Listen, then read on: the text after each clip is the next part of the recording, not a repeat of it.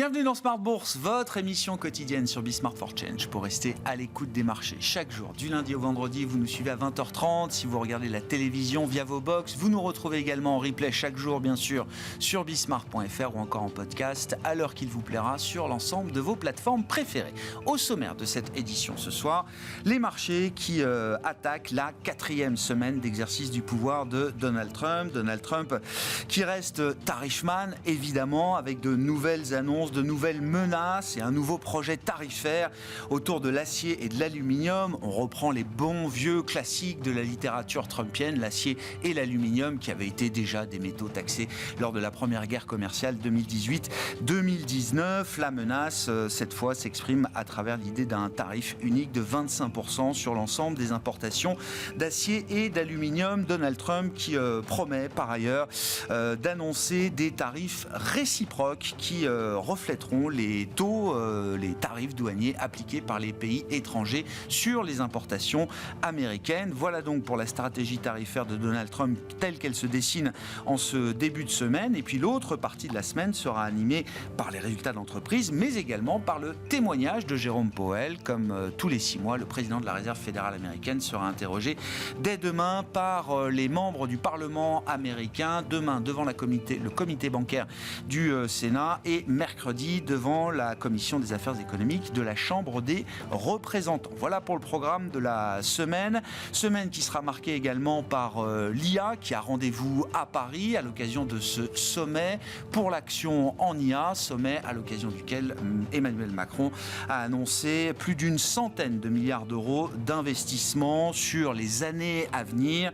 109 milliards de capitaux privés précisément, en partie étrangers également, qui viendront s'investir dans les infrastructures dédiées à l'intelligence artificielle en France et notamment le segment des data centers. Et puis nous reprendrons l'actualité américaine dans le dernier quart d'heure de Smart Bourse comme chaque lundi, le quart d'heure américain pour faire un point notamment sur le dossier US Steel en marge des tarifs annoncés par Donald Trump. Le président américain semble avoir trouvé une voie de sortie pour permettre à Nippon Steel d'être actionnaire mais non pas majoritaire de US Steel sur le territoire américain. Rendez-vous avec Pierre-Yves Dugas dans le dernier quart d'heure de Smart Bourse.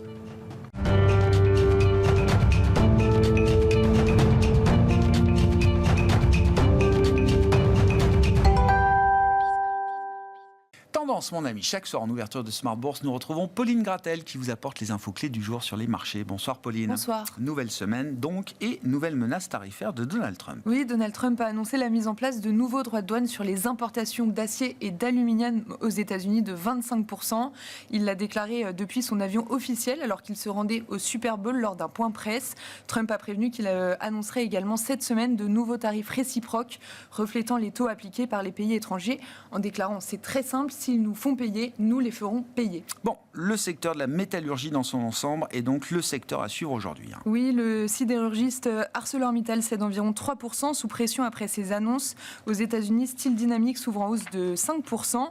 Les valeurs de l'aluminium aux États-Unis sont en forte hausse aujourd'hui. Century Aluminium bondit de plus de 11% à l'ouverture de Wall Street. Nucor et Steel Dynamics de plus de 5%. Et puis, à propos d'acier, du nouveau dans le dossier US Steel, Nippon Steel. Oui, initialement, Nippon Steel voulait racheter US Steel pour 15 milliards de dollars, mais Joe Biden et Donald Trump se sont opposés à cette transaction. Trump a finalement indiqué être d'accord pour une participation minoritaire de Nippon Steel dans US Steel. Ainsi, l'entreprise japonaise a indiqué préparer une proposition audacieuse pour son rival américain. US Steel ouvre en hausse de l'ordre de 3%. Que dire de la situation des marchés actions ? Les indices, semble-t-il, sont peut-être en train de s'habituer un petit peu aux menaces tarifaires de Donald Trump. Oui, ils semblent s'y habituer. En Europe, le FTSE et le Stock 600 inscrivent même de nouveaux record. Côté français, le CAC 40 tourne autour des 8000 points. Aujourd'hui, Vinci est lanterne rouge de l'indice et cède plus de 1%, sans doute victime de quelques prises de profit après sa publication annuelle vendredi, saluée par le marché. Côté américain, les indices ouvrent dans le vert. Quelles sont les réactions qu'on peut observer aujourd'hui sur les marchés obligataires ? Le rendement américain à 10 ans est resté stable à 4,5%. En Europe, les rendements sont stables également. Sur le marché des échanges, l'euro est également stable autour de 1,0330 par rapport au dollar. À noter, l'or ne cesse d'inscrire de nouveaux records en direction des 3000 $ l'once à plus de 2900 $ aujourd'hui. Du côté des résultats, on démarre la semaine tranquillement avec notamment les résultats de McDonald's aux États-Unis. Oui, la chaîne de fast-food fait état de résultats inférieurs aux attentes pour le 4e trimestre. Le chiffre d'affaires recule de 0,3% sur la période. Spécifiquement sur le marché américain, McDonald's fait part d'un repli de 1,4% de ses ventes. C'est son marché le plus important et la plus forte baisse depuis le Covid. Malgré tout, le titre est en hausse de 5% à l'ouverture de Wall Street. Et puis en France, dans l'actualité des sociétés, on notera que GTT est aujourd'hui lanterne rouge du SBF 120. Oui, GTT annonce le départ de son directeur général dans un contexte de difficultés stratégiques sur Elogène, la filiale dédiée à la production d'hydrogène vert. Cette filiale n'a obtenu que peu de commandes en 2024 et fait aussi état d'un EBITDA négatif de plus de 30 millions € sur l'année.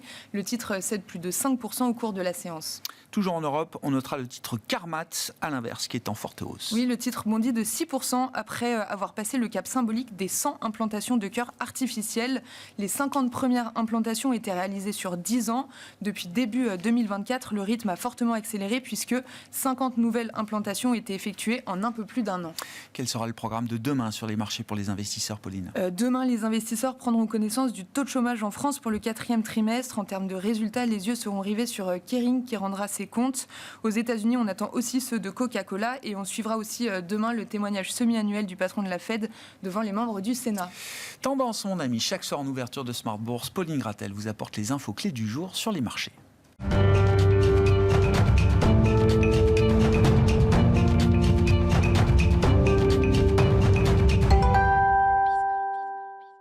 Trois invités avec nous chaque soir pour décrypter les mouvements de la planète marché. Andrew Etherington est avec nous, le responsable de la gestion diversifiée d'AXA IM. Bonsoir Andrew. Bonsoir. À vos côtés, Alain Dubrul, directeur de la gestion de Claresco. Bonsoir Alain. Bonsoir Grégoire. Et Kevin Tauzet qui nous accompagne également, membre du comité d'investissement de Carmignac. Bonsoir Kevin. Bonsoir Grégoire, messieurs. Bon, nous attaquons la 4e semaine de Donald Trump, seulement ou déjà, je ne sais pas. Qu'est-ce qu'on retient des 3 premières semaines, Kevin? Tout le monde a beaucoup réfléchi au programme de Trump avant son installation, quelles allaient être les priorités, quel pouvait être le séquençage des priorités économiques de Donald Trump. Est-ce qu'on a quelques éléments de réponse à ce stade entre le spin, le bruit et la substance qu'on essaye de retirer toujours de Donald Trump et de sa stratégie? Si je dois le résumer en une phrase, alors je vais faire un anglicisme et je vais essayer de le franciser, c'est qu'il n'aboie plus qu'il ne mord, quelque chose de cet ordre-là. Et c'est vrai que voilà, la séquence qu'on peut voir encore sur le week-end depuis vendredi, menace de réciprocité tarifaire, ça semble comme ça une escalade des tarifs, enfin sauf que c'est plutôt une désescalade des tarifs, parce que quand on regarde dans le détail quels sont les niveaux de tarifs moyens ou pondérés des échanges avec ses principaux partenaires économiques, alors je regarde autour de chez nous, en Europe, en Italie, en Allemagne, on a plutôt un ajustement qui est de l'ordre, ça se compte sur les doigts d'une main, et encore, c'est plutôt des dizaines de points de base. Et donc on est très loin des 10%, de la menace des 10% qui pouvaient être agités il y a de ça encore quelques semaines. Donc ça, c'est, si je veux voir le verre à moitié plein. Après, il y a quand même une autre question qui se pose en face de ça.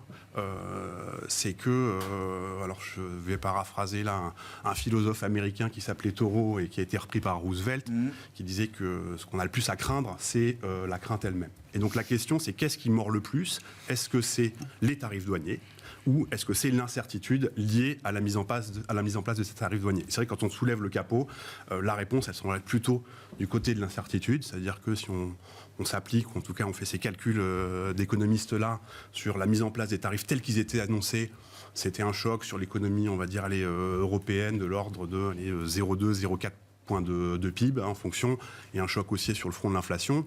Si on regarde les dernières études, notamment de la Banque Centrale Européenne, sur qu'est-ce que ça veut dire un choc d'incertitude, un choc d'incertitude, si on regarde, on va dire, l'écart type de l'incertitude actuelle politique et géopolitique en Europe, on est plutôt en train de parler de points de pourcentage du PIB. Et donc c'est bien là qui est, je pense, le nœud du problème. Ouais.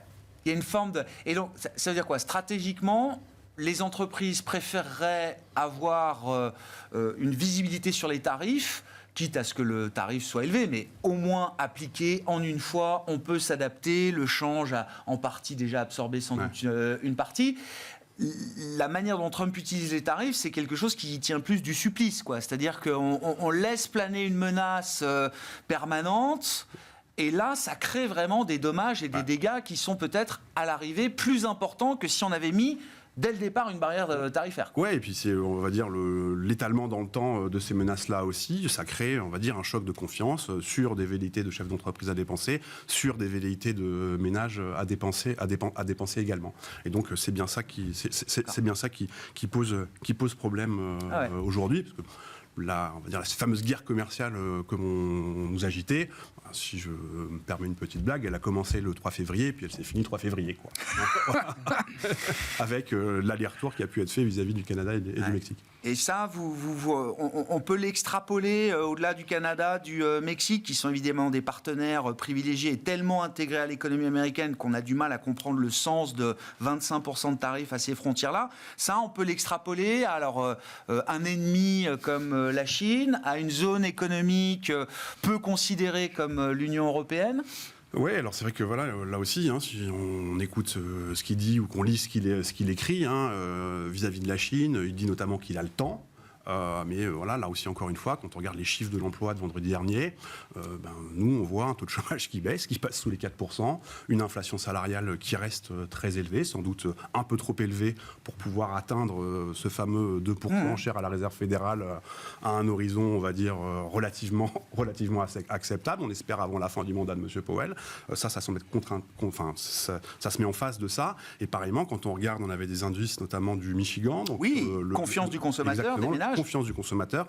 Et quand on regarde au sein de ces indices-là, on voit que les ménages américains, leurs anticipations d'inflation sur l'année qui vient, sur les 12 prochains mois, elle est passée de 3,2% à 4,2%. Oui. Et ça, je ne suis pas sûr que ça aille trop dans le sens de ça donne le temps à M. Trump de laisser voir venir les choses. Ouais. Andrew, qu'est-ce que vous retirez de ces 3 premières semaines ? Est-ce qu'elles nous éclairent un peu plus sur les priorités économiques de Donald Trump ? À part la présence de Donald Trump sur les médias, pas trop. En fait, c'est un animal médiatique et quelque part, on est obligé de faire la part des choses entre l'économie américaine, le potentiel d'endommagement qu'il peut faire à l'économie mondiale. Mais la réalité, c'est que, comme tu viens de citer, la croissance reste soutenue, l'inflation reste au-dessus des anticipations, des targets, des cibles, et certaines mesures vont dans le mauvais sens. Et le moindre chose qu'on peut estimer aujourd'hui de la politique tarifaire de l'administration du président Trump serait probablement négatif. Donc, les taux n'ont pas pu baisser beaucoup. Ça reste plutôt élevé. Il y a un crainte sur le long terme qu'il y aura une destruction de la capacité productive qui ferait qu'on a un ralentissement. Je ne suis pas encore sûr que ça, c'est la vérité. Mais ce qu'on a devant nous aujourd'hui, c'est rester concentré sur l'économie. Le macro, ça va bien. Ouais. Le micro aussi bien. Ouais. Donc, il y aura des conséquences de sa politique. On va le recevoir, ou on va le ressentir en Europe comme en Chine. Je ne suis pas sûr que ce qui s'est produit avec le Canada et le Mexique, c'est la fin de cette question. Il a retardé.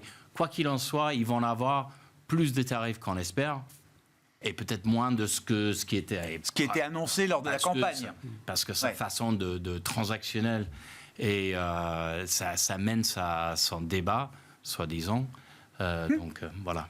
Donc, nous restons plutôt confiants, mais ce n'est pas une situation avec une volatilité accrue où on est vraiment censé d'exposer nos portefeuilles d'une manière plus risquée, positive, mais pas très agressive. Mais politiquement, il est encore, il est encore légitime sur la question des tarifs, etc. Il a été élu aussi en partie pour ça. Il est légitime parce qu'il est élu. Après, est-ce que ça raisonnement sur ce qu'il va faire est crédible ? Pour la plupart entre nous, probablement pas, par rapport à ce que lui veut chercher. Mais il faut tenir en compte que c'est le roi d'aujourd'hui, mais vous avez une bonne expérience ici, on peut aussi lui couper la tête. Donc, à terme, parce qu'il ne va pas livrer à son électorat ce que lui les a déjà promis. C'est impossible avec ce qu'il promet, avec ce qu'il est en train de faire. Donc ça, c'est intéressant. Il y a les midterms en 2 ans. Oui. Ah bah bien sûr. Et je crois qu'il faut... s'il y aura une opposition, parce que pour l'instant, il y en a très peu aux États-Unis. Mais le débat, ça va continuer. Il va y avoir tous les semaines, la 4e comme la 5e et 6e semaine, on va avoir les déclarations, puis les négociations, puis un repositionnement.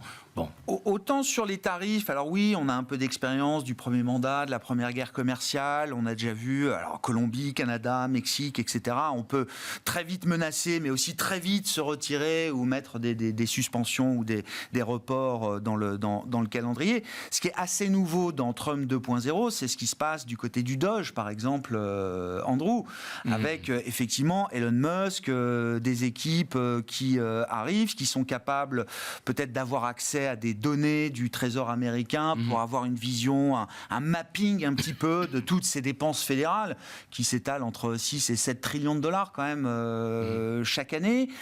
Avec beaucoup de promesses d'économies à l'arrivée. Donald Trump parle même de faire des économies sur les dépenses du Pentagone, le département de la Défense. C'est quand même pas neutre dans le discours de Donald Trump. Cette partie-là, comment est-ce que vous la voyez avancer ? Économie, efficience du gouvernement américain, dérégulation, ça semble être quelque chose d'assez prioritaire là aujourd'hui. En tout cas, dans la résonance médiatique qu'on donne à Trump depuis 3 semaines. Il est en train d'éviscérer un système qui est assez interventionniste. Il n'est pas si loin de ce qu'on a en Europe, quoi que l'on croit et qu'on regarde les États-Unis. Certes, il y a une partie qui est extrêmement libérale et ce sont des gens qui ont payé sa campagne, pas ceux qui sont votés. C'est ça qui va avoir dans la durée, je crois que la dichotomie ou le conflit éventuel.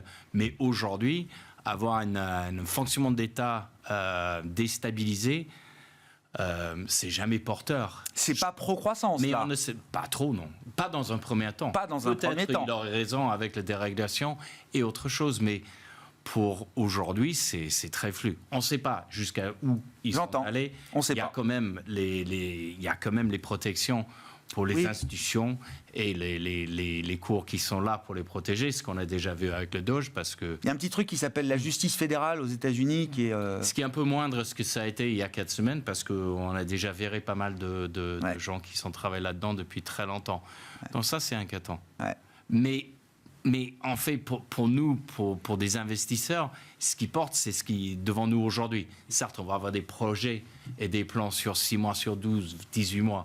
Mais aujourd'hui, l'économie américaine va c'est bien. Trop tôt pour craindre un ralentissement. L'Américain, les ménages, ils sont en pleine forme. Michigan l'a montré. C'est l'inflation liée, mais c'est parce que la croissance y est.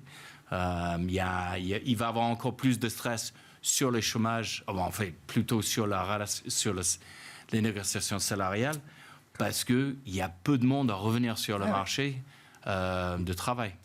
Donc ces tensions-là, pour l'instant, elles ne disparaissent pas du paysage. Non, pas tout de suite.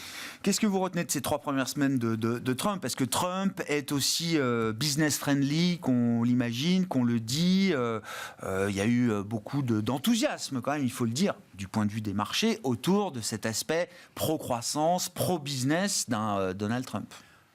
Ouais, en tout cas, les craintes sur la guerre commerciale, pour l'instant, c'est vrai qu'il y a eu beaucoup plus d'aboiements que de réalité. On a l'impression qu'il brandit des chiffres énormes pour les retirer ensuite, juste pour obtenir quelque chose. Et si ce quelque chose est raisonnable avec du donnant-donnant, à la limite, on pourrait s'en sortir. Donc, d'une certaine façon, on voit bien quand même que ce que les marchés craignaient, c'était plutôt des hausses brutales de droits de douane qui se traduisent en général par des craintes d'inflation, des taux qui montent et des marchés actions qui baissent. On l'a très bien vu le jour où, pendant une demi-journée, il a commencé à donner un semblant de concrétisation de taxes élevées pour le Canada ou le Mexique. Aussitôt dit, aussitôt enlevé, aussitôt le marché est revenu en arrière. Donc ça, c'est plutôt... J'ai pas très bien compris d'ailleurs ce qu'il avait obtenu de spécifique du Canada et du Mexique par rapport à la situation existante et l'état des relations existantes entre les États-Unis et ses 2 partenaires. Mais ils se sont juste dit qu'ils se sont parlé un mois pour discuter tranquillement et qu'on verrait ça dans Donc j'ai bien compris qu'il n'y avait pas eu de grosse concession. Mais pour l'instant, on ne peut pas dire qu'il obtienne grand-chose. Donc je reste sur les droits de douane. Pour l'instant, je suis plutôt rassuré. Je pense que les marchés le sont aussi. Alors, on continuera à avoir des annonces tonitruantes. Bon, celle d'aujourd'hui, en revanche, c'est différent parce que ce genre de truc sur les métaux, sur l'acier, sur l'aluminium, j'allais dire, ça fait depuis 50 ans avec les États-Unis. Oui, c'est un classique. C'est quand même un truc classique. Ça concerne... quelle que soit l'administration américaine depuis 40 ans, il y a déjà eu ce genre de schéma. Puis c'est un peu moins visible pour le consommateur final américain que les colis Chine ou Temu qui alors ont été exemptés de taxes. C'est pas complètement neutre, mais je dirais on n'a pas attendu Trump pour avoir ce genre de choses. Donc ça, c'est pas si méchant. Non, là où je trouve que Trump 2 est différent de Trump 1, c'est sur le régalien. Bon, en politique étrangère, on ne s'étendra pas, mais c'est quand même plus disruptif, on va dire, même si on n'y croit pas toujours. Et puis, cette volonté de baisser les coûts, alors que depuis Trump comme Biden, pour l'instant, l'économie américaine a plutôt vécu d'une relance massive avec des déficits très importants. Donc là, il y a une forme d'incohérence entre la volonté, effectivement, de faire des économies sur le train de vie de l'État, qu'on peut comprendre, mais en même temps, une volonté de maintenir une économie dynamique. Avec néanmoins, avec tous les baisses d'impôts qui se profilent, un déficit qui a peu de chances de baisser. Donc c'est vrai que dans un premier temps, le consommateur est très heureux et l'économie va bien, mais les questions d'inflation, même si les questions tarifaires sont moins violentes qu'attendues, ça reste une préoccupation du consommateur. Je pense qu'aussi globalement pour les entreprises, pour l'investissement aujourd'hui, c'est difficile de se projeter, que ce soit aux États-Unis ou même en Europe. On espère la paix en Ukraine, mais on n'est pas encore tout à fait sûr qu'elle soit là.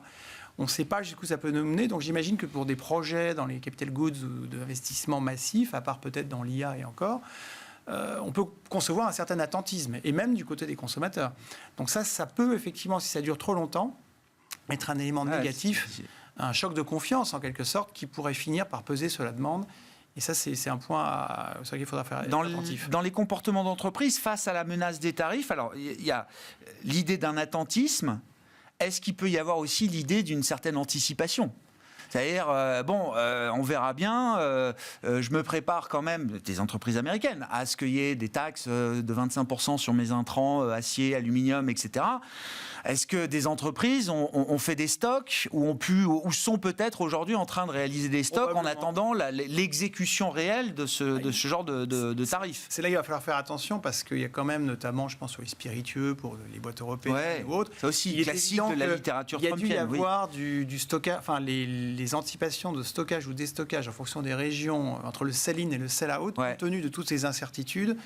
Il va falloir être prudent dans la lecture des chiffres du sell-in. Parce que il est possible qu'on ait stocké par-ci, déstocké par-là. Ça ne rendra pas macroéconomiquement les stats très lisibles. En fait, J'entends. Kevin, vous voulez réagir ? Non, en réponse, on vous parlait de couper la tête, ou moi je parlerais plutôt on connaît le nœud gordien, c'est le nœud trumpien, donc alors on verra s'il faut le couper ou pas, mais c'est vrai que on parle de recettes, s'il y a marche arrière sur les tarifs douaniers, il nous parlait quand même de 1000 milliards de recettes fédérales en plus. Si je parle, on n'y est pas. Non. Comme on dit, non. pas de pierre, pas de palais, pas de palais, pas de palais. Quoi. Donc, il va falloir les trouver quelque part. Donc ça, c'est un point. Et puis l'autre, c'est sur l'acier et l'aluminium. Si j'en crois Mistral AI ou ChatGPT, enfin le chat de Mistral AI ou ChatGPT, il faut une centaine de tonnes d'acier pour un puits de taille standard. Pas sûr qu'en augmentant les tarifs douaniers de 25%, ça va encourager des entreprises du secteur privé à aller faire... Pour un puits de pétrole, hein, pour un puits de pétrole notamment. Et c'est pareil, pour aller, on va dire, réindustrialiser le Midwest américain. C'est là où il y a tout cet antagonisme-là. Ah ouais. Andrew, alors on a eu aussi l'entrée en jeu de Scott Bessent la semaine dernière, qui est donc le secrétaire du Trésor américain, qui a donné plusieurs interviews pour essayer d'apporter un peu de cohérence à la stratégie économique de Donald Trump. Il dit pas mal de choses. Il dit que le mandat de Trump sous cette administration, c'est le tour de Main Street. Wall Street a bien profité. Wall Street continuera de bien faire. C'est un homme qui vient de Wall Street, Scott Bessent, donc il ne va pas non plus prédire que Wall Street ira mal. Mais par contre, il dit Main Street va aller beaucoup mieux. Maintenant, c'est au tour de Main Street. Comment est-ce qu'il faut comprendre ça dans la stratégie économique de Donald Trump ? Et puis, il dit un truc aussi important sur les taux, puisqu'il y a tout ce débat de savoir comment est-ce que Donald Trump et Jérôme Powell vont cohabiter pendant au moins quelques temps. Scott Bessent, il dit, ne vous trompez pas, Donald Trump ne veut pas que les taux courts baissent, il veut faire baisser les taux longs. Comment on fait baisser les taux longs pour une économie américaine aussi vigoureuse qu'elle est encore aujourd'hui sur le plan économique ? À notre petit niveau, ça n'a pas de sens. Mais on sait que Scott Bessent est crédible, il était salué par les marchés pour les bonnes raisons, c'est que c'est quelqu'un de très fort. Il a aussi dit qu'il avait fait baisser les taux. Sa nomination avait fait un peu baisser les taux longs américains, justement. Il a une crédibilité qu'il a gagnée depuis une trentaine d'années sur les marchés. Le problématique, c'est qu'il a aussi dit qu'il va faire ce que le président lui demande à faire, même s'il ne le croit pas.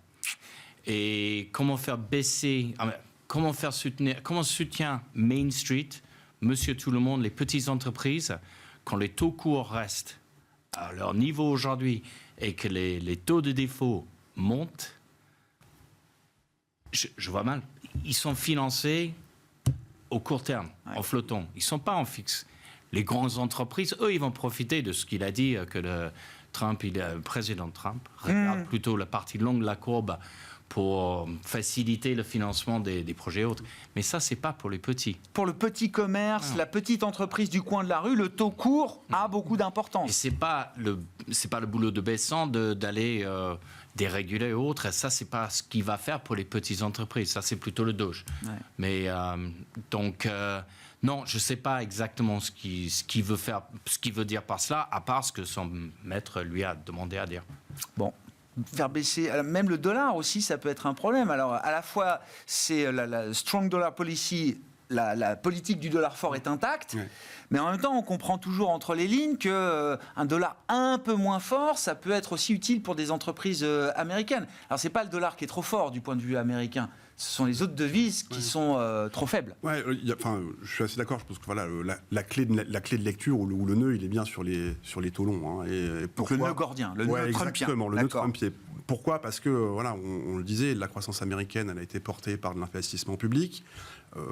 La charge d'intérêt de la dette, c'est 25% des recettes budgétaires américaines. Donc on comprend bien l'impact que peut avoir des taux d'intérêt durablement élevés ou plus élevés sur ce financement. D'autant plus que M. Bessent nous a dit avec son rapport d'émission trimestriel qu'il allait bien émettre plutôt sur les parties longues de courbe, le 3 ans, le 10 ans et le 30 ans. Donc il n'allait pas refaire, on va dire, la bêtise, je ne sais pas s'il avait trop le choix, mais voilà, ce qu'avait fait Mme Yellen notamment, à émettre sur du court. Donc ça c'est un point. L'autre point, c'est que l'autre moteur de la croissance américaine, c'est la consommation, que les taux d'épargne aux États-Unis, ils sont très bas, et donc la propension du consommateur américain à consommer, c'est lié à deux indicateurs, la bonne santé du marché américain, ça tombe bien, il croît quand même 4-5% par an depuis quelques années, et ça tient bien, et la bonne tenue des marchés d'actions américaines qui traitent sur un quart de siècle de résultats futurs.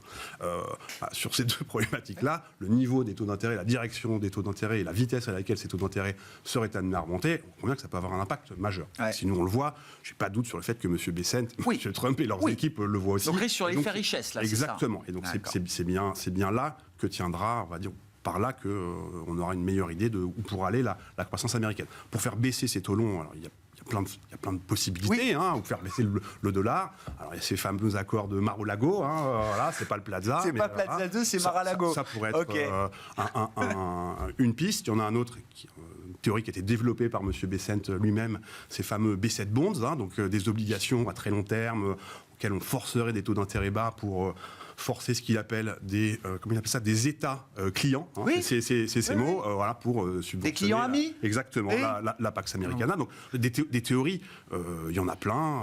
Voilà, M. Powell son mandat sera renouvelé en 2026. Enfin, voilà, il arrive en terme en 2026. On en saura plus d'ici la fin de l'année. Mais toutes ces questions de dominance budgétaire agitent aussi, je pense, les marchés. Vous parliez de l'or qui est sur des plus hauts. Tout ça, c'est assez cohérent somme toute.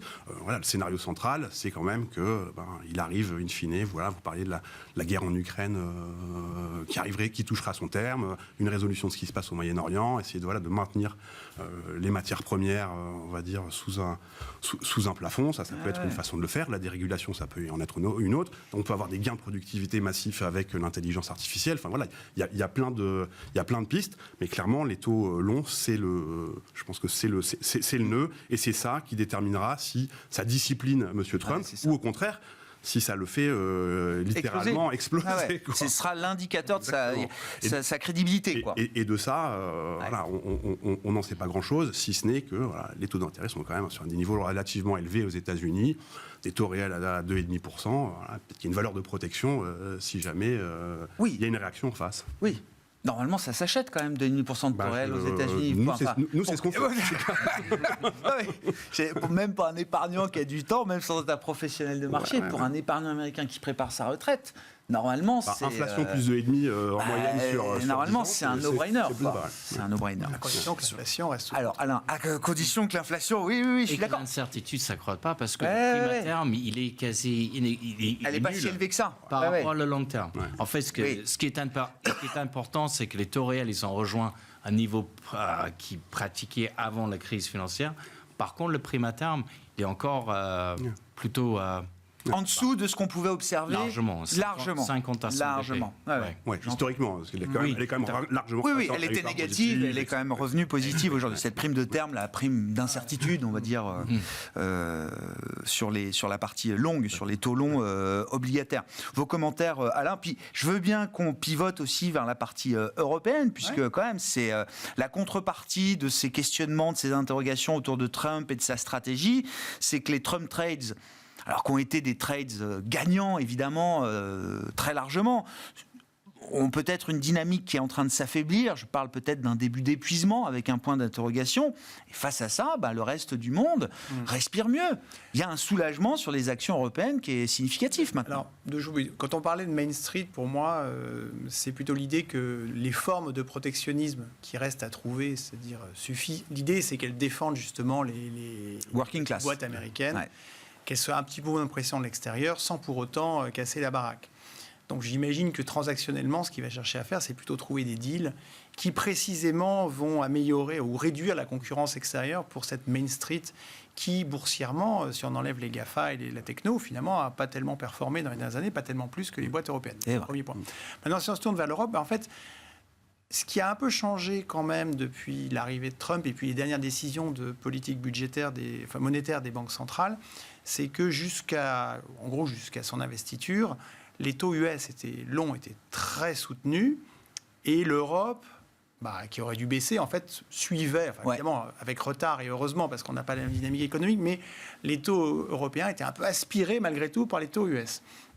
Et là, ce qu'on commence à voir, et j'allais dire heureusement, c'est que côté US, ça se tasse un peu, enfin ça monte pas, ça baisse pas, mais ça monte moins qu'avant parce qu'on se rend bien compte que la guerre commerciale est peut-être un peu du bluff quand même. Et de l'autre côté, la BCE, même si elle va prendre son temps, la baisse des taux en Europe semble, en tout cas, réellement engagée. Donc on a eu, je pense, depuis l'investiture, une vraie déconnexion entre les taux longs US, où on sent que c'est higher for longer, et où en Europe, au vu d'une économie quand même, des chiffres pas terribles, atone, on a une vraie baisse des taux qui s'enclenche. Et donc, ça c'est le premier point. Et le deuxième point, c'est que l'histoire DeepSeek, même si on a l'impression finalement que des data centers, tout le monde en veut, 109 milliards ce matin en France, Amazon qui continue, les data centers ne sont pas aussi morts qu'on pouvait le penser. Ah non. Mais les dépenses d'investissement pour construire de l'infrastructure n'arrêtent pas d'accélérer. La thématique n'est pas morte. Non. Mais on a vu que chez Microsoft ou Google, que le cloud, c'était un petit peu moins... Enfin, disons... Oui, c'est ce qu'ils disent. Manque de capacité. La croissance ralentit parce qu'on n'a pas assez de capacité. Mais en janvier, il y avait un peu cette idée que c'était les US, IA forever, et puis IA infrastructure semi, IA, Schneider, SML. Digitalisation, Et il n'y avait que ça. Et il y avait tellement que ça que du coup, ça avait peut-être un peu trop monté. Bon, ça s'est redescendu maintenant, mais ça reste quand même une belle thématique. Mais peut-être qu'à l'occasion c'est pas vraiment une bulle, mais l'affaire DeepSeek a peut-être aussi révélé au marché, où les gens se sont dit, il y a peut-être autre chose que l'infrastructure IA ou même Schneider. Et qu'est-ce qu'on a redécouvert à cette occasion-là? Et donc ça, c'est un peu le ruissellement, si j'ose dire. Les gens étant sortis de cette mono-idée, quelque part, ils ont commencé à regarder autour d'eux, ils se sont dit, finalement, il y a qu'est-ce qu'on voit là, pas si cher que ça. Donc, et en Europe notamment, avec la baisse des taux. Et peut-être, si on rajoute les élections allemandes qui pourraient un peu réaccélérer l'économie allemande, et puis peut-être un cessez-le-feu en Ukraine. Toutes ces choses qu'on dit depuis novembre, mais c'est une thématique qui ne s'est pas vraiment révélée parce que les taux US entraînaient tout.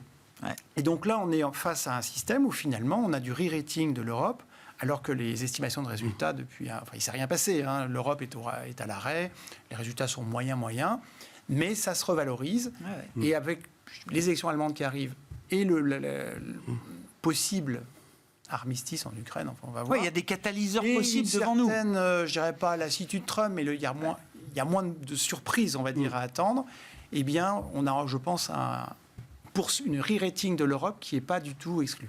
Bon, et ça peut se poursuivre. Dans quelle mesure on a envie d'accompagner ce mouvement de re-rating de l'Europe et peut-être aussi d'ailleurs dans le monde, Andrew? Est-ce que ça peut être un trade un peu long au-delà de quelques semaines en début d'année? Quand on dit l'Europe aussi, c'est qu'il y avait des boîtes européennes qui étaient très américaines, mais qui étaient pénalisées parce qu'elles étaient Code européennes. postal. Oui. Donc là, par exemple, Valorec aujourd'hui, typiquement par rapport à l'annonce, là, elle se réveille. Parce que... Usine aux États-Unis, etc. etc. En gros. Oui, on l'accompagne. C'est fin de l'année dernière, en fait, on a rééquilibré nos portefeuilles pour renforcer notre exposition sur l'Europe, sans l'avoir acheté en groupe, mais au moins de plus être sous-pondéré, ce qui était le cas depuis presque 2 ans. Et ça, vous avez mis fin à 2 ans de sous-pondération sur les actions européennes. Ce qui nous a pénalisé tout au début, parce que 2023, on avait un peu l'expérience qu'on a eue là. C'est vrai. Inattendu, mais ça, c'est très bien de l'accompagner. On espère qu'il va y avoir un élargissement de la participation dans la hausse des marchés en dehors des GAFA, des Mac 7. Quoi. Ouais. Donc, ça serait plutôt bénéfique. Mais ce qu'il nous faut aussi, c'est que le BCE bouge. Ouais. Donc, c'est ce qu'elle fait, là. Quand même. C'est ce qu'elle fait. Chaque réunion, elle bouge à chaque réunion. Ne pas encore suffisamment pour relancer la machine. Mais ils étaient obligés d'attendre un peu les premières semaines de président Trump pour avoir une idée à quelle sauce ils allaient être. Oui. Mais vous pensez que la BCE pourra bouger plus vite qu'elle ne le fait aujourd'hui, à un certain moment? Je crois qu'il faut. Non, mais ça, qu'il le faille. Oui, je sais. Oui, je crois qu'ils vont le faire. Ouais. Et c'est... Même si la Fed ne fait plus rien. C'est-à-dire ce débat-là qu'on a eu tout au long de 2024, est-ce que la BCE peut baisser ses taux 15 jours avant la Fed? Est-ce que c'est possible? Cette idée de politique monétaire coordonnée, ça c'est mort. C'est dépassé. Fini. Ok. C'est pour ça qu'on a des taux US qui sont remontés à des niveaux qui... Et pour le marché, c'est plus un problème, parce qu'on nous disait, oh là là, on va aller sous la parité à nouveau, etc. Et bon, l'euro, pour l'instant, ne retourne pas à la parité. On pédale dans le vide un peu actuellement en Europe, donc il faut bien qu'il y a quelque chose qui lui donne un impulse. Bon, l'Ukraine, ça serait une très bonne nouvelle, mais attention à la chute de l'inflation derrière, parce que les prix d'énergie et surtout le prix alimentation, énergie devrait baisser très vite, ce qui va être un défi pour le BCE. Mais il reste énormément d'épargne en Europe, extraordinaire, les niveaux d'épargne des ménages. Et je crois que la confiance, ce qui peut être entraîné par une solution là-bas, sans avoir peut-être quelque chose de positif de l'Allemagne, mais je l'entends pas vraiment parce que je crois qu'ils sont pas prêts à changer. Ça va pas être le grand soir, non, mais ce sera pas le grand soir. Hein. À la marge, ils vont faire des choses comme d'habitude. Oui. Merz l'a dit à l'issue du débat avec Scholz ou dans le débat, je sais plus. On peut réfléchir à réformer, ajuster la règle d'or budgétaire, mais tout commence d'abord par des économies. C'est quand même l'opinion publique allemande, elle change. Hein. Si on regarde des sondages faits par l'INSEE local, en juin-juillet 2024, une majorité d'Allemands disaient oui, ils veulent garder cette règle d'or concernant le déficit allemand. Aujourd'hui, il y a plus de la moitié de la population allemande qui est prête à évoluer sur le sujet. Et les patrons allemands, prennent leur part au débat. C'est-à-dire qu'il faut lire Christian Tschwing, etc. Tous parlent et parlent d'ailleurs d'une voix assez unique pour expliquer ce qu'il faudrait faire. Pour y arriver, il faudra passer d'une grosse coalition à une pleine coalition. Mais ça fait beaucoup. Il y a beaucoup de ça peut être un catalyste, je suis d'accord, au moins un signal. Sur la BCE, la capacité à s'affranchir d'une réserve fédérale américaine qui semble en pause peut-être pour plusieurs mois. Je crois que le marché attend rien avant juin. Et peut-être que juin, on s'apercevra qu'il ne se passera rien, j'en sais rien. Mais ce sujet-là, c'est plus un problème pour le marché. Je ne crois pas que ça en soit un. Non, mais on a eu tellement ce débat, encore une fois, sur est-ce que la BCE peut baisser ses taux avant la Fed. Je souscris aux arguments qui ont été mis en place. Enfin, le scénario central en Europe, c'est quand même une reprise graduelle sur fond de gains de pouvoir d'achat avec une désinflation et des baisses de taux. Baisses de taux qui, en plus, mettent peut-être un frein en tout cas, ralentissent le niveau de thésaurisation des ménages européens. Ça, c'est le scénario central. Et il y a des endroits où ça se passe comme ça. C'est-à-dire que si je regarde dans le sud de l'Europe, en Espagne, en Italie, l'Espagne, elle croit au même niveau que les États-Unis, à peu de choses près. Et puis, c'était l'État espagnol qui supportait beaucoup la croissance espagnole. Aujourd'hui, c'est les ménages, c'est les dépenses d'investissement. On peut remonter le SMIC, exactement. Donc, réajuster la durée du travail. Après tous les gains d'efforts qui ont été faits, il y a une partie un peu de redistribution en plus politique qui n'est pas inintéressante. pour un pays où le schéma politique reste un peu compliqué aussi. C'est sûr que le couple franco-allemand, c'est plus la locomotive que ça a pu être. Les choses peuvent changer, les choses ne sont pas gravées dans le marbre, et sans doute que ce qui se passe outre-Atlantique, ça nous réveille ou ça nous bouscule un petit peu. Il y avait un papier très intéressant, un éditorial très intéressant de Madame Lagarde et Madame von der Leyen il y a une semaine, qui parle de choc de simplification pour les entreprises. Enfin, c'est quand même très différent de ce qu'on a pu avoir par le passé. Entre les propos et la réalité, il peut y avoir un monde, mais c'est pas rien. Donc ça, c'est un élément, je crois. L'autre, sur la thématique de l'intelligence artificielle, on a quand même eu là aussi, il y a une dizaine de jours, la réalisation que tout le monde voulait investir dans les pelles et les pioches de l'IA pour refaire ce parallèle avec la ruée vers l'or. Et on réalise que peut-être que c'est les utilisateurs, les logiciels qui vont en bénéficier parce que ça coûte un peu moins cher. On a aussi soudainement réalisé, enfin en tout cas beaucoup ont soudainement réalisé que dans Chine il y avait beaucoup de doctorants, il y avait une matière grise extrêmement importante et que je crois que le fait qu'une entreprise comme Nvidia fasse à peu près rien depuis juin 2024, alors que les résultats croissent de 30% par trimestre, il faut rien boursièrement parlant, alors qu'il délivre. Il délivre. Et dans le même temps, vous voyez une entreprise comme Alibaba en Chine qui, là aussi, investit dans l'intelligence artificielle, a ses propres modèles de langage. En plus de ça, tous les applicatifs pour essayer de faire ce que font des Google et des Facebook et des Instagram sur comment aider leurs clients à toucher eux-mêmes leurs clients. C'est pas les mêmes niveaux de valorisation et je crois que cet écart-là, il est peut-être en train d'être résorbé d'une façon ou d'une autre. Et ça, encore une fois, je pense que la thématique de l'intelligence artificielle, l'investissement technologique a clairement plusieurs années devant elle, la façon de le faire, qu'elle diffère un petit peu, et ça depuis quelques semaines. Et c'est une bonne nouvelle, encore une fois. Bien sûr. Parce que ça veut dire des gains de productivité plus largement, ça coûte moins cher, c'est bien pour tout le monde. Bien sûr, une diffusion, une commoditisation de l'intelligence artificielle à vitesse grand V, c'est plutôt positif pour les gains de productivité mondiaux. L'IA n'est pas mort, mais ce qui s'est passé finalement avec le modèle chinois, c'est on se rend compte que ça n'est pas un monopole de l'oncle Sam. Ouais. Et quelque part, ça ouvre aussi de nouvelles perspectives. D'ailleurs, le salon qu'on voit aujourd'hui en France, les 109 milliards restent à concrétiser. OpenAI va avoir ses puces, etc. Voilà. Enfin, il y a une concurrence partout qui est en train de s'organiser. C'est pas ChatGPT only. C'est ouvert à tous. Alors, c'est bien pour tout le monde en soi, mais boursièrement, alors qu'avant, il y a un focus. Et donc, ça veut dire que c'est un thème dont l'Europe va pouvoir profiter aussi ? Tout le monde. Clairement, c'est les Chinois qui ont sorti la nouvelle disruptive, entre autres parce que c'était un modèle en open source. Oui. Mais quelque part, ça ouvre c'est très, je dirais pour un jeune chercheur en IA, il y a peut-être un mois ou deux, on se disait, mais il faut aller aux US, sinon t'es mort. Là, quelque part, potentiellement, on peut revenir dans la course. Après, c'est concrétisé. Mais ça veut dire que pour un investisseur, avant, la seule voie, alors surtout que ça sortait des 500 milliards de Stargate annoncé par Trump. Ce qu'on peut penser derrière, c'est qu'ils vont nous écraser, on est mort, c'est fini. Et là, ce truc sort, mais sinon, ça veut dire non, on n'est pas mort. En fait, on peut commencer aussi, chacun à en profiter. Et boursièrement, quand on part d'un marché US où il y a quelques valeurs qui étaient des valeurs stratosphériques, elles ne sont pas mortes, ces valeurs. Non, pas la question. bien sûr. Mais il y a peut-être d'autres alternatives un peu moins chères. On regarde un petit peu ailleurs aussi. L'idée, vous disiez, on a neutralisé la sous-pondération qu'on avait sur les actions européennes. Est-ce que le mouvement peut être plus global que ça ? Est-ce qu'il est temps de redéployer une partie des investissements et des plus-values qu'on a accumulés sur les États-Unis plus largement dans le monde aujourd'hui, dans une gestion globale, Andrew ? C'est plutôt le sens de notre histoire. C'est le sens du voyage, là. Tout à fait. D'accord. Et ça veut dire quoi ? C'est la distribution des opportunités, de capacités. Il n'y a rien qui reste secret pour très longtemps.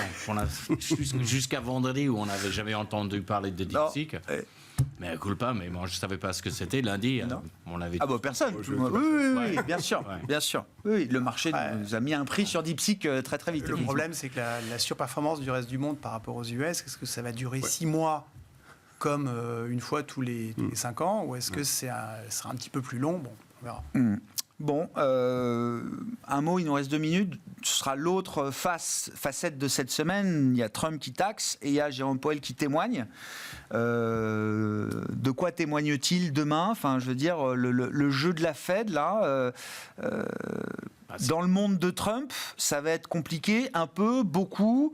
Est-ce qu'il faut imaginer peut-être même un renversement à un moment du schéma de politique monétaire qui était plutôt celui de baisser les taux ? Non, je crois que c'est juste une épreuve de réalisme.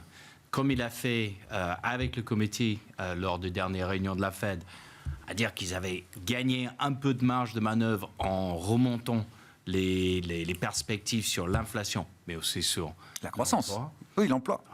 Donc, je crois qu'il a besoin de rien dire, d'assurer D'accord. qu'ils sont toujours à la barre et que tout va bien pour l'instant. Ouais. Et un petit pause pour prendre le temps d'apprécier non seulement la situation politique, mais aussi profondeur de la demande et les capacités de la machine américaine de continuer à produire dans les 6 mois à venir.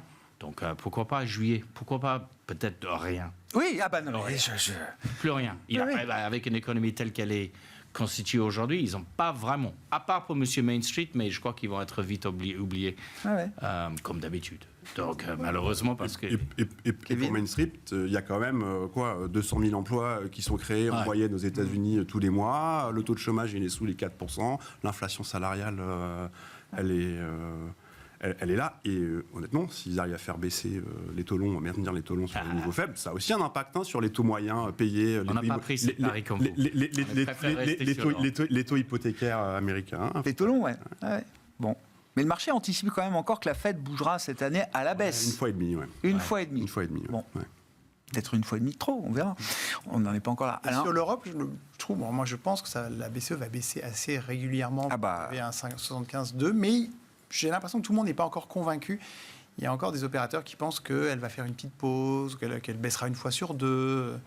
Donc on va voir ce qui se passe. Mais moi, je serais plutôt pour une baisse, pas brutale, mais régulière et assez rapide. On a eu la nouvelle estimation du taux neutre, je crois qu'il ne nous dit pas grand-chose de nouveau. 1,75 de 25. Imaginez comment on veut tous les semaines.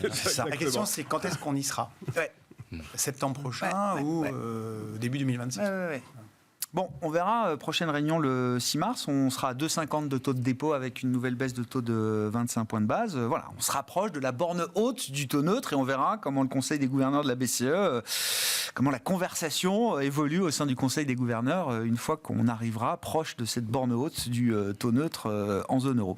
Merci beaucoup, messieurs. Merci d'avoir été les invités de Planète Marché ce soir. Alain Dubrul, Claresco, Andrew Etherington, AXA IM et Kevin Tauzet, Carmignac.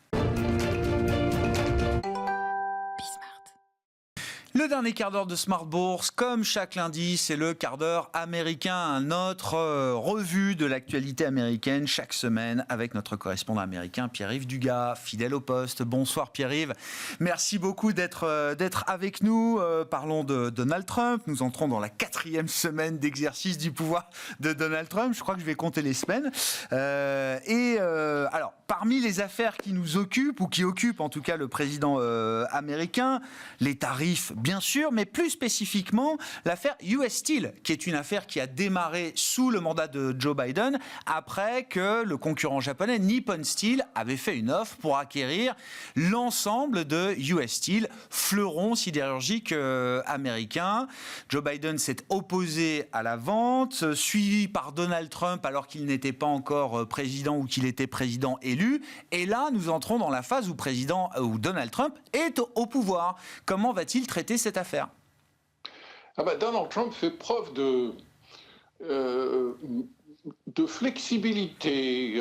Il fait montre d'un esprit d'innovation où il ne revient pas sur sa promesse de ne pas tolérer le rachat de ce qui a été un fleuron de l'industrie américaine, mais qui ne l'est plus aujourd'hui. Parce que l'idée qu'un géant de l'acier japonais rachète un ancien géant de l'acier américain ne lui plaît pas.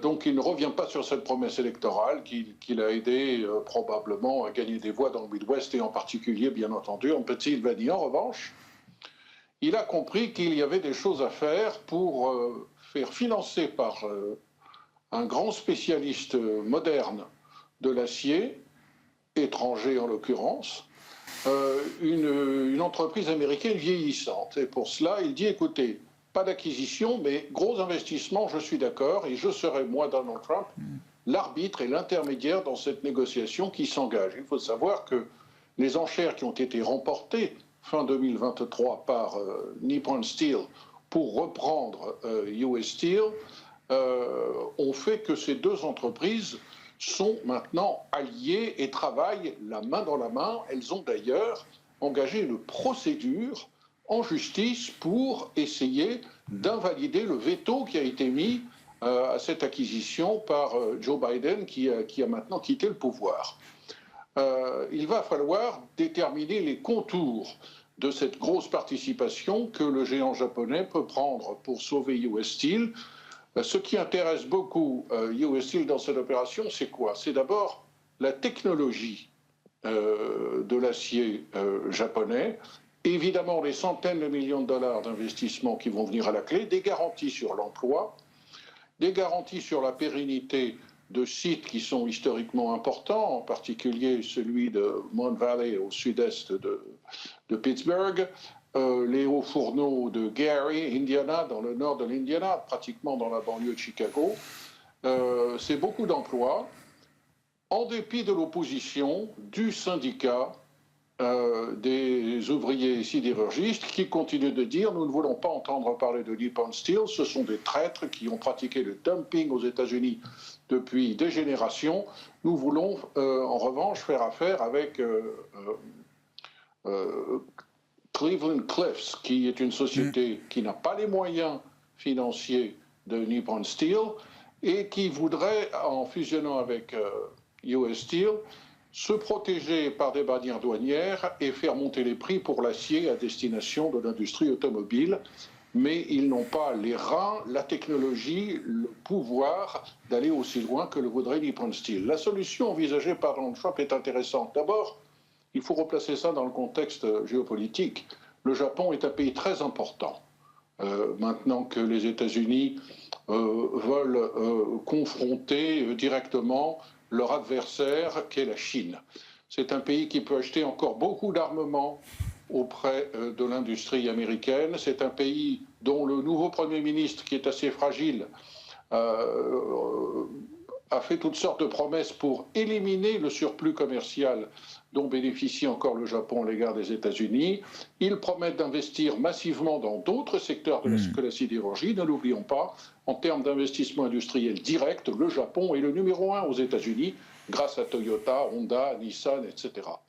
Donc c'est une démarche qui également, non seulement permet au Japon de sauver la face, pourrait rendre un énorme service à US Steel, mais qui également revient sur ce qui ferait jurisprudence et serait d'un très mauvais goût pour les États-Unis, où ce serait la première fois qu'un pays allié se voit refuser le droit de faire une grosse acquisition aux États-Unis.